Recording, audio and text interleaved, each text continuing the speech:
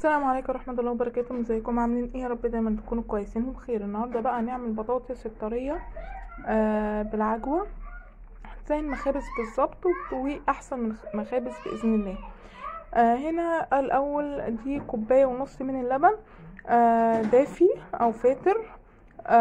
هنحط عليها معلقه خميره فوريه كبيره وهنقلبها كويس قوي بالطريقه دي وهنركنها على جنب على ما نكمل بقيه المقادير والحاجه. هنا بقى هنحط كوبايه اللبن التانية في طبق او في بوله وعليها كوبايه من السمنه والزبده، وهنا بيضتين هنحط عليهم باكت فانيليا ونقلبه كويس قوي اهوت. هنخفقها يعني وبعديها هنحطه على اللبن والسمنه والزيت. هنا بقى على الدقيق دي 5 كوبايات دقيق هنحط عليهم نص كوباية سكر وهنحط عليها باكت بيكنج باودر كامل. هنحط البيض هنا على السمنة واللبن زي ما قلنا والزيت وهنقلبه كويس قوي وبعدين هننزل بيه على الدقيق. هنحط هنا نص كوباية اللبن بالخميرة في البولة اللي هي فيها السمنة والحاجة المواد السائلة وهنقلبها كويس قوي. وبعدين في البولة التانية هنقلب بقى اللي هو السكر والدقيق والبيكنج باودر مع بعض بالطريقة ديت، وبعدين هننزل بالخليط واحدة واحدة لان زي ما قلتلكوا قبل كده في دقيق بيشرب المواد السائلة دي وفي دقيق ما بيشربش قوي، فهننزل اهوت بالطريقة دي وهنبدأ نقلبه قوي. هتخلي حوالي ربع كوباية دقيق على جنب عشان لو هنلم بيها الدقيق او العجينة.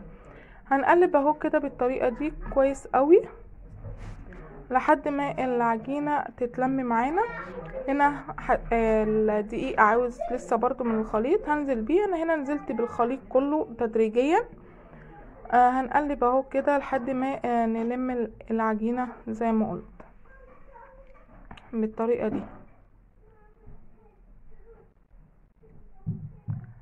لازم تقعدي تعجني فيها لحد ما تديكي القوام اللي احنا عاوزينه. هنا اهو بعد ما عجنتها طبعا زي ما قلتلكوا لازم تحطوا دقيق جنبيكوا عشان تلموا العجينه. هنا عجناها وانا حبيت اوريها لكم اهيت ان هي لازم تبقى طريه ما تبقاش جافه قوي. هنبدا نشكلها على طول ونسيبها بقى تخمر وهي متشكله. هنجيب الصينيه وندهنها من تحت اهو السمنه بالطريقه ديت، وبعدين هنبدا نقطع العجينه كور زي ما بعمل كده، وبعدين هنبرمها بالطريقه دي. طبعا في عجوه جنبينا عاملينها بتتباع العجوه دي جاهزه، انا جايباها جاهزه بالطريقه دي. هتبداي بقى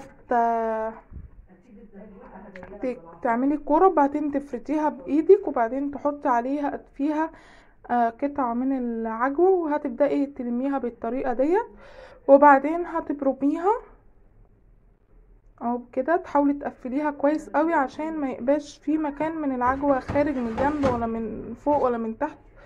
هتحطيها في الصينيه وتبداي تفردي بالطريقه دي.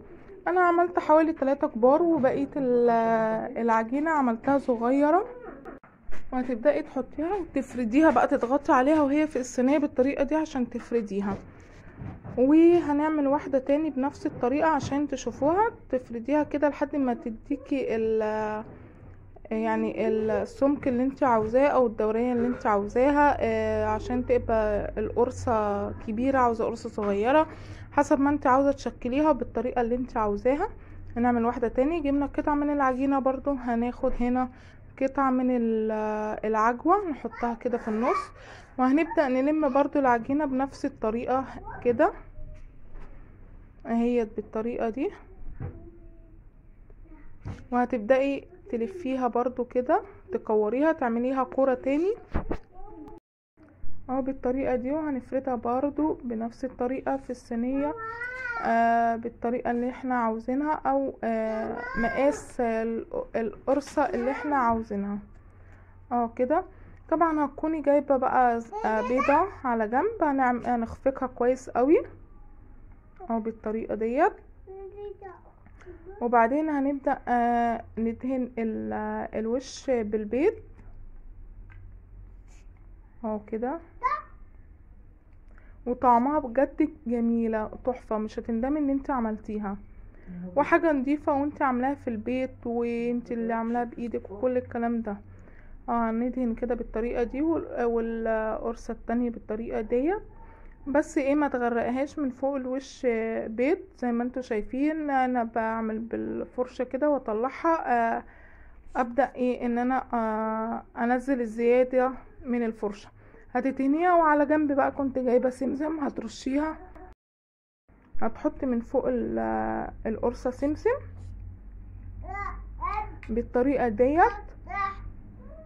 وهكمل بقى بقية العجينة قرص صغيرة شوية، وهسيبها تخمر زي ما انا قلت لكم. انا سايباها ان هي تخمر وهي متشكلة، هتبدأي بقى تدخليها الفرن. هندخلها هنا بعد ما خمرت اهيت، هندخلها الفرن على درجة حرارة 180، وهتسيبيها لحد ما الوش يتحمر بالطريقة ديت، وتطلعيها بقى. وطعمها جميل جدا وزي الهشة وزي المخابز فعلا، وبالهنا والشفا. واهي شايفين من جوه عامله ازاي، وطعمها تحفه بجد. استنوني بقى في فيديو جديد ووصفه جديده. ما تنسوش اللايك والشير والاشتراك وتفعيل علامه الجرس.